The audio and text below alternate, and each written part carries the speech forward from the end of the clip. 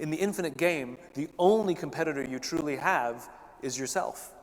How do we make our products better this year than they were last year? How do we make our systems better this year than they were last year? How do we make our culture stronger this year than it was last year? How do we hire better this year than we did last year? The goal is not to beat your competition. The goal is to outlast your competition. So this raises an interesting question. If too many leaders are playing with the wrong mindset for the game that they're actually in, to the detriment of their own businesses, then it means that we have to change our mindset to play for the game that we're actually in. So how do we lead with an infinite mindset? There are 5 practices that you have to master in order to lead with an infinite mindset. Number 1, you have to have a just cause. Number 2, you have to have trusting teams. Number 3, you have to have a worthy rival. Number 4, you have to have a capacity for existential flexibility. And number 5, you have to have the courage to lead.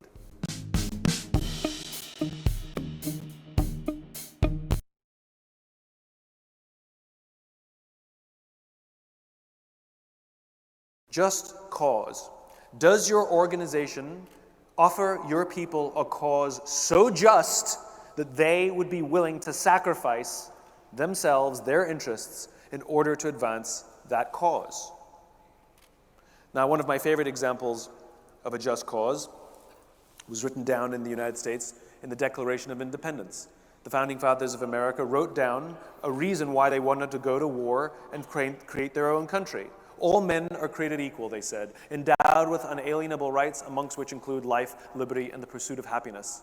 In other words, they presented an ideal vision of a future state that did not yet exist, an ideal so inspiring that they were willing to commit their honor, their fortunes, and their lives in order to advance.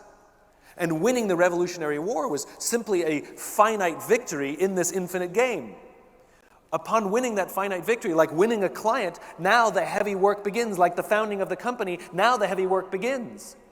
They will never actually achieve that ideal, but they will die trying, and that is the point. And we can see throughout the history of nations, when these nations are trying to advance their ideal state, whether it's the abolition of slavery, or women's suffrage, or gay rights, we can see that there's a striving towards that ideal state that they'll never actually reach. Organizations need to offer their people a cause so just that they would be willing to sacrifice. And it has nothing to do with the products you make or the services you sell. No one is inspired to sacrifice going on frequent business trips and being away from their families so that you can make the best products at the best possible value. Nobody cares about that. Steve Jobs, for example, had an ideal vision of the future state, a just cause. He imagined a world in which an individual could stand up to Big Brother. They imagined a world in which an individual could compete with a corporation. It just so happened that the personal computer was the perfect product to help them advance their just cause. And the people who signed up to be a part of their company and were proud and loyal customers, it wasn't just that the product was better, that was debatable. It was that they saw themselves as champions for this cause. That cause became their own. It's not an accident they attracted young people and creative people to be such zealots for their products. It's because these were the people who liked the idea of standing up to Big Brother. That was a just cause. Sacrifice doesn't necessarily mean sacrificing your life. As I said before, going on frequent business trips, being away from your family, working late hours, knowing that you could probably make more money at another job.